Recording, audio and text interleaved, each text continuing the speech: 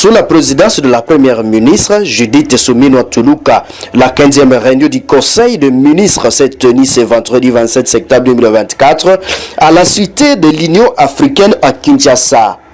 Cette réunion, tenue sur instruction du chef de l'État, Félix Tshisekedi, a abordé divers sujets pour les pays, tels que la situation sécuritaire et humanitaire dans l'est du pays, les questions socio-économiques nationales, ainsi que l'évolution de la situation sanitaire.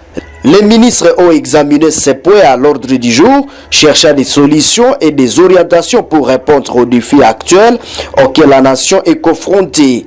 La réunion hebdomadaire du gouvernement a ici permis d'échanger sur les sujets essentiels pour le développement et la stabilité du pays.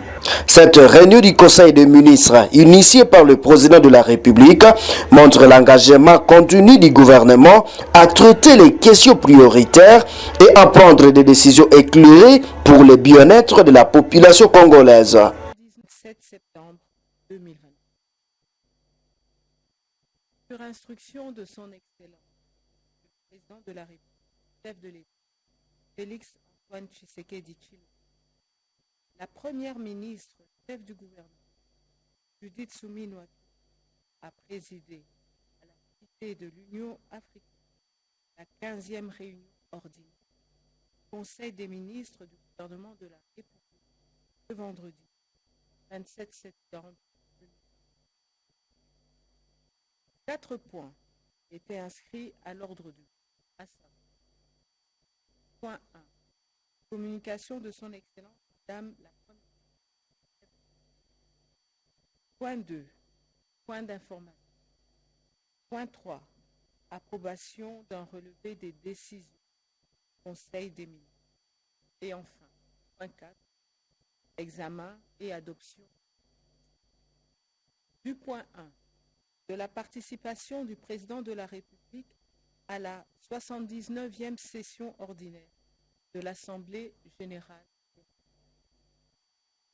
Au nom du gouvernement de la République et en son nom personnel, la Première ministre a salué la participation active du président de la République à la 79e session de l'Assemblée générale qui s'est tenue à New York, aux États-Unis d'Amérique. Elle a rendu hommage aux efforts inlassables et déterminés du chef de l'État à défendre les intérêts essentiels de notre pays sur la scène internationale. Le 25 septembre 2024, lors de sa prise de parole au haut de la tribune des Nations Unies pour articuler les positions de la République démocratique du Congo face aux grands enjeux. En effet, a-t-elle rappelé, après avoir souligné les valeurs fondamentales du multilatéralisme et l'importance du pacte d'avenir ainsi que de ses annexes, le pacte numérique mondial et la déclaration sur les générations. Le président de la République a abordé les points suivants. 1. La situation sécuritaire préoccupante dans l'est de la République démocratique du Congo, marquée par l'agression du pays par le. 2. Le regain de terrorisme international perçu comme une menace universelle. 3. Les efforts déployés par la République démocratique du Congo pour atteindre les objectifs de développement durable. 4. Les défis climatiques auxquels la République démocratique du Congo est confrontée et l'impératif de promouvoir les énergies renouvelables. 5. Les enjeux liés au défi énergétique global que doit relever la République démocratique. 6. La question cruciale de la parité homme-femme en République démocratique. 7. L'appel à la réforme de la Charte des Nations Unies. 8. Un plaidoyer en faveur du soutien à la candidature de la République démocratique du Congo au poste de membre non permanent du Conseil de sécurité pour la période 2026-2027.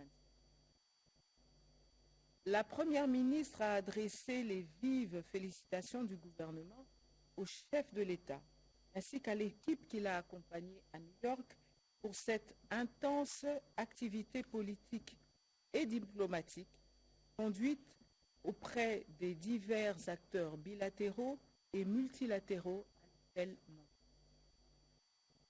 Du point 2 de l'évaluation de la lutte contre la fuite et le blanchiment des capitaux. À ce sujet, la Première ministre est revenue sur la réunion du Comité de conjoncture économique élargi à la cellule nationale des renseignements financiers CNRS et au département d'intelligence économique et financière de l'Agence nationale de renseignement, 25 septembre 2020, qui a examiné la problématique de stabilisation de la monnaie tant sur le plan budgétaire que monétaire, ainsi que les facteurs qui l'impactent négativement. Il a été constaté que la spéculation sur le marché de change s'intensifie suite aux activités de certains bureaux de change, agissant en complicité avec certaines banques commerciales. Le marché parallèle installé à cet effet alimente des réseaux de l'économie informelle. Ainsi, ce flux illicite constitue l'une des causes de l'inscription de notre pays sur la liste grise du groupe d'action financière GAFI. La Première ministre a insisté sur la recommandation du Comité de conjoncture économique du gouvernement à la Commission interministérielle permanente Économie, Finances et Reconstruction, OFIR en sigle, de prendre toutes les dispositions en vue de ramener les opérateurs économiques au circuit officiel. Aussi, devrait-elle présenter cette série de propositions au Comité de conjoncture économique pour examen dans 2 semaines. Dans ces conditions, elle a souligné que le gouvernement envisage 2 actions. 1. D'une part, l'évaluation de l'efficacité de la mesure fixant le seuil à $10 000 américains pour les opérations en cash auprès des banques. D'autre part, l'équilibre à établir entre l'attrait des investisseurs privés dont le pays a besoin dans le cadre du partenariat public-privé et la maximisation des recettes de l'État via des dispositifs de recouvrement forcé et des saisies. Le gouvernement attend les effets de ces mesures dans un bref délai. Point 2. Point d'information. Du point 2 à alinéa 1. État et administration du territoire. Le vice-premier ministre, ministre de l'Intérieur, Sécurité, Décentralisation et Affaires coutumières, a présenté au Conseil le rapport sur l'état et l'administration du territoire national. L'état d'esprit de la population demeure calme et a été marqué par le soutien de l'opinion nationale quant à la déclaration faite par le président du chef de l'État lors de son intervention devant la tribune de la 79e session de l'Assemblée générale. L'aggravation des conditions humanitaires de nos populations déplacées dans différents sites d'hébergement et milieux d'accueil autour de Goma et d'autres localités. L'attente de la population de voir les prévisions budgétaires prendre en compte l'amélioration des conditions de vie à la fin de la session budgétaire de l'Assemblée. Le vice-premier ministre, ministre de l'Intérieur, Sécurité, Décentralisation et Affaires, a par la suite présenté quelques points saillants sur le plan sécuritaire, notamment dans la province de l'Ituri, Ouélé, Kwango, Baïndombe, Nord Kivu, du Tanganyika, du Bas-Ouélé et du Sud.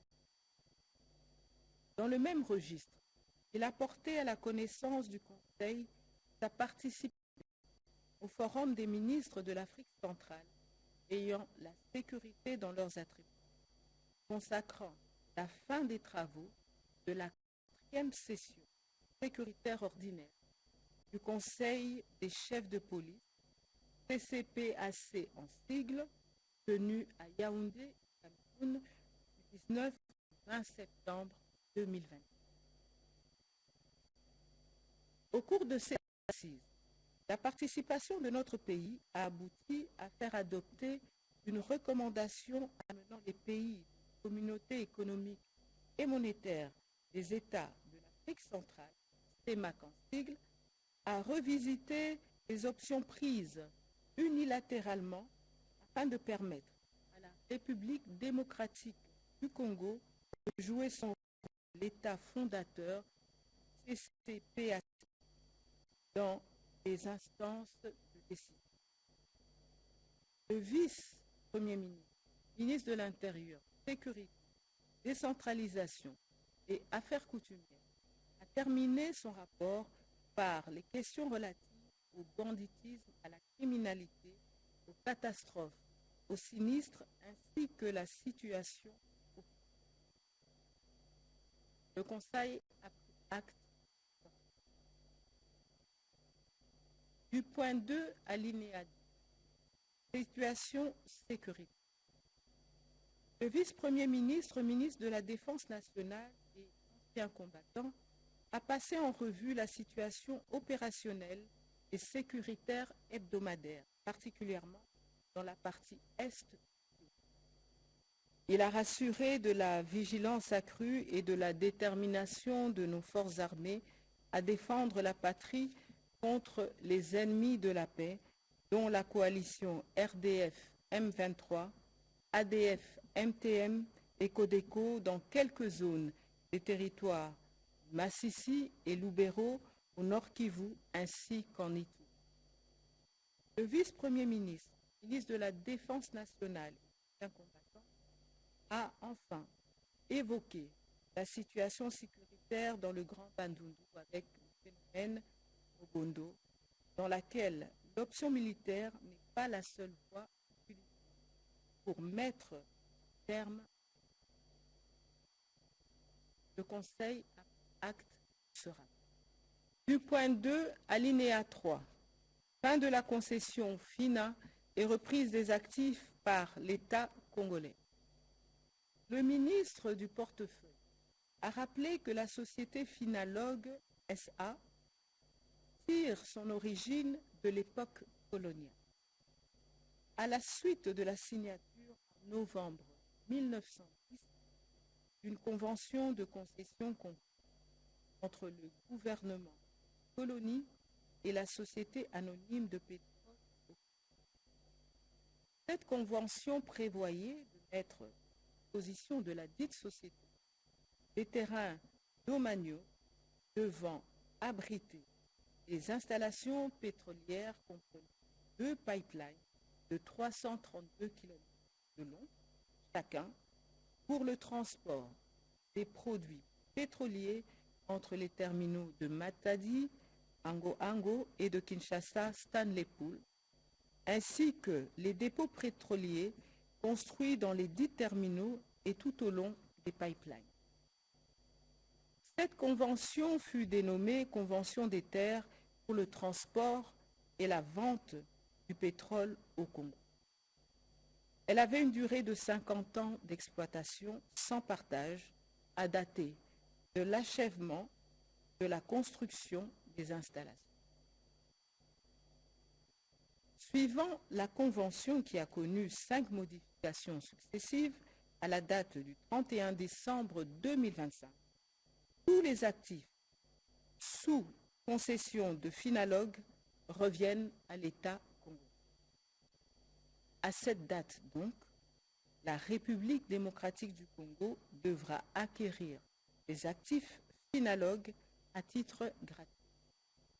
Pipeline, les dépôts et les stations de pompage Ango, Lufu, Lukala, Inkisi, ainsi que tous les dépôts et matériels servant à l'exploitation et au transport des produits pétroliers.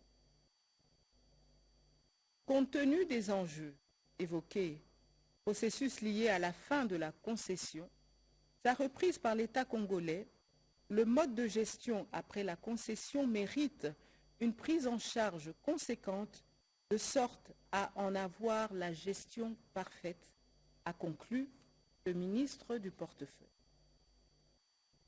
Le ministre du portefeuille a préconisé la mise en place d'une commission interministérielle afin d'identifier de manière synchrone tous les éléments relatifs à l'état des lieux techniques des infrastructures de logistique de Finalog SA en vue de définir un plan de récupération de ces actifs et leur mise en valeur pour la pérennisation de cette activité. Le Conseil a pris acte de cette note d'information. Du point 2, alinéa 4, 2 notes d'information relevant du commerce extérieur. Le ministre du Commerce extérieur a présenté aux membres du Conseil 2 notes d'information. La première note a concerné l'accord cadre du partenariat économique entre le gouvernement de la République démocratique du Congo et la République populaire de Chine pour le développement partagé qui a été signé à Pékin le 6 septembre 2024 en marge des travaux du sommet sino-africain par les 2 ministres du commerce représentant chacun le gouvernement de son pays. Il poursuit l'objectif de réaliser un développement durable et une croissance inclusive en promouvant le développement de l'industrie manufacturière ainsi que la transition et la montée en gamme de l'agriculture de la République démocratique du Congo afin d'accroître la compétitivité sur le marché mondial. L'accord servira de base pour des négociations bilatérales plus pragmatiques autour de 4 modules suivants. Le commerce plus facile pour favoriser l'exportation des produits entre les 2 pays et promouvoir ensemble la libéralisation et la facilitation des échanges de marchandises et de services. Le développement plus inclusif pour améliorer l'inclusivité de l'économie de chaque partie et intensifier la coopération en matière de développement vert. La chaîne d'approvisionnement plus résiliente pour mettre en place des mécanismes de facilitation des investissements de manière à permettre à la République démocratique du Congo de réaliser la montée en gamme de ses industries. Et enfin, les domaines de développement plus modernes, échanges numériques, commerce électronique, services logistiques, afin d'aider la République démocratique du Congo à réduire le fossé numérique. La deuxième note d'information a porté sur la foire internationale de Kinshasa, FIKIN. À ce sujet, le ministre du Commerce extérieur a brossé la situation générale de cet établissement public et mis en perspective les défis d'ordre administratif, financier, social et infrastructurel. Il a également fait le point de toutes les initiatives qui ont été prises par le gouvernement pour relancer ou moderniser la foire internationale de Kinshasa.